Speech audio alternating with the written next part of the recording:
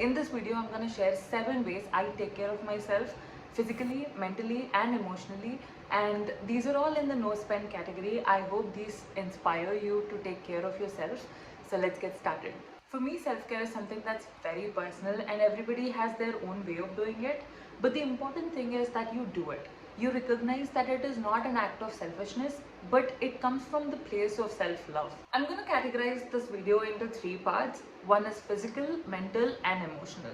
In the first category, I'm going to talk about 2 ways you can take care of yourself. If you haven't tried working out yet, then please do it. Just please. Even if working out has many benefits, I'm going to tell you in the perspective of self-care. Physical exercise allows you to channel these emotions rather than relying on unhealthy coping mechanisms. Everybody feels a lot of emotions each day, right? Let it be happiness, anger, frustration, your bus got delayed, you couldn't present your work well, or whatever it is. We all have these emotional baggage each day, right? So when you work out, you're providing a constructive way to let go of these emotions. Instead of relying on binge eating or binge watching a show or anything that's actually bad for you, you can actually take out all of these emotions out in a physical exercise. And trust me, it works. Any workout or just the fact that you're being consistent boosts your self-confidence to another level. Our bodies can do a lot of things. We just don't give them enough opportunity to actually do to the max of its capabilities. So when you work out, you're actually appreciating your body's capabilities. You feel much more empowered. And for all those who feel very uncomfortable and underconfident in their own skin, working out can actually change your perspective. 2. Get dressed and go out on a date. We all have our daily routine. We wake up, we get some work done, exercise, eat good food, drink a lot of water, we have friends we can hang out with, and all of that. And taking yourself out on dates is gonna break that daily routine and add some little joy and spontaneity to your life, and you can actually romanticize your life better. You're appreciating the small pleasures of life. Let's say you go out on a book date or a coffee date or whatever with yourself.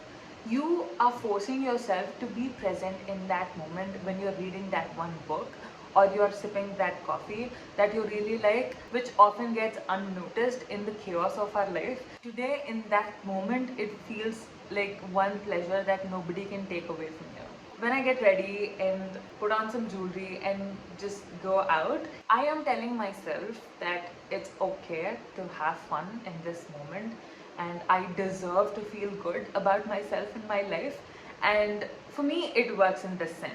Another reason why I recommend this as an act of self-love is to remind you that your own company is more valuable and much more enjoyable than you think. Whether it's solo or shared experiences, these contribute to greater sense of well-being, confidence, and self-love. The second category I'm going to talk about is your mental health. Listen to your favorite playlist. I know it generally means music, but it could also mean audiobook or a podcast. For example, I love listening to Harry Potter audiobooks, and I found one on Apple Podcast. My favorite activity for the whole day is to actually put on that audiobook and just go for a walk for half hour to 1 hour. It includes finishing my steps, but the activity itself, when I listen to the audiobook, feels very wholesome to me. It just brings me pure joy. It makes sure that I'm grounded and I'm present in that moment, and I have no thought that's bugging me. I mean, I get disconnected from all the negative thoughts and distractions that actually ruin my pleasure, and this is one such thing that just keeps me rooted. Another way this could help you is by actually giving yourself time and space for you to feel the unprocessed emotions and release these emotions by listening. Next on my list is watch a stand-up comedy and make it a date. I laugh like a devil, quite literally. And I honestly don't care, because a good stand-up comedy or a comedy show with a drink, with the company that matters the most to me, let it be my friends or myself, is the best form of self-care for me. This actually provides a emotional and mental break for you, as it releases all of those negative emotions out of you through that laughter. It helps you recharge and you can come back to your daily routine with much more fresher and positive mindset.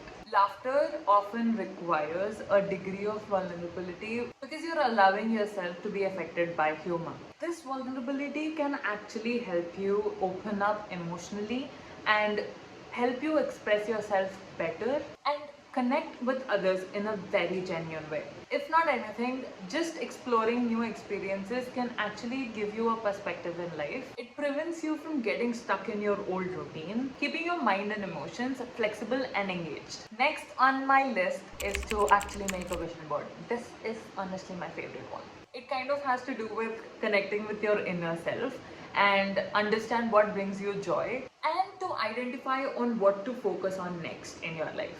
If you've actually done this before, you might know that when you explore through Pinterest, you see different quotes and pictures and themes that actually help you to recognize or discover new interest and passion that you were never aware of before. It's a form of self-discovery. For example, I knew that I want to get into sports, but I don't know, for some reason I didn't think which one. And one day when I was going through Pinterest, I saw this picture of badminton, and I don't know, for some reason it kind of clicked. And at the same time, my friends also suggested that let's go play badminton and stuff. So we randomly started playing once, and before we knew it, we're playing like 3 times a week or so. The actual act of visualizing your goals and aspirations can help you understand and regulate your emotions better. More than anything, setting clear goals, intentions, and actually planning your way forward to actually achieve them promotes a sense of direction and purpose, which I think honestly all of us are looking for in our life. So the next category is emotional self-care. Sit in silence with yourself. This practice cultivates a sense of self-awareness and appreciation for that moment. It actually reduces anxiety and helps you develop a more grounded and positive mindset. When you actually sit in silence, you're working your way through your emotions, which increases emotional resilience and improves your ability to actually manage stress. One way you can see this is when you sit by yourself in silence, you have a clear and better understanding of your goals, your values, your emotions in particular, which helps you deal with them a lot better, if you ask me. Your mind has the freedom to wander and explore your inner thoughts, new possibilities, fresh ideas. It could be anything. Your mind is like limitless, and when you sit by yourself in silence, you're unleashing your potential. I think it's safe to say that we all carry complex feelings with us, and when you actually sit by yourself in silence, you can actually emotionally heal and accept those emotions that you feel, which are unhealthy, healthy, whatever it is. You have the opportunity to actually uncomplicate the complicated feelings and emotions at your own pace. The last and final thing on my list, and definitely not the least, do something out of your comfort zone. When you actually do something out of your comfort zone, you actually develop self-confidence and a sense of achievement. I know initially it can be really daunting, but as you do it, you'll also see that you feel really good about yourself, giving you a sense of fulfillment, if I can say. When you handle situations that are out of your comfort zone, let's say you handle it really badly, you know that it's an experience that will actually teach you what to do next or the next time. But let's say you were quite successful in navigating through that situation, then it reinforces the belief that you can actually handle anything that comes your way. When you engage in new experiences and new situations that are totally out of your comfort zone, you have a better sense of your strengths, weaknesses, you're just more aware of yourself, which again is a point of self-awareness, but it directly reflects on your self-confidence. If you know that this thing works and this is your strength, obviously you carry this aura with you when you're doing that activity next time. And let's say that you know this is a weaker area in your personality, then you know that you can do whatever it takes to actually mend it and turn it into a strength. We all carry a list of limiting beliefs about ourselves, and when you actually engage in new experiences and new things, You have an opportunity to actually question these beliefs and actually redefine them according to your own capabilities rather than what you thought you were. These are just the things that I learned when I did something out of my comfort zone. And maybe who knows what you'll learn with your own experiences. That's it for this video. And before I leave, I just wanted to say that self-care is just not about pampering yourself. It is that, but it's not just that. It also means taking meaningful action towards your growth and well-being. Although everybody has their own list, these are few activities that I do to take care of myself. Thank you so much for watching. If you like this video, like, share and subscribe to my channel. And don't forget to mention how you like to take care of yourself in the comment section. I would love to hear it. Bye.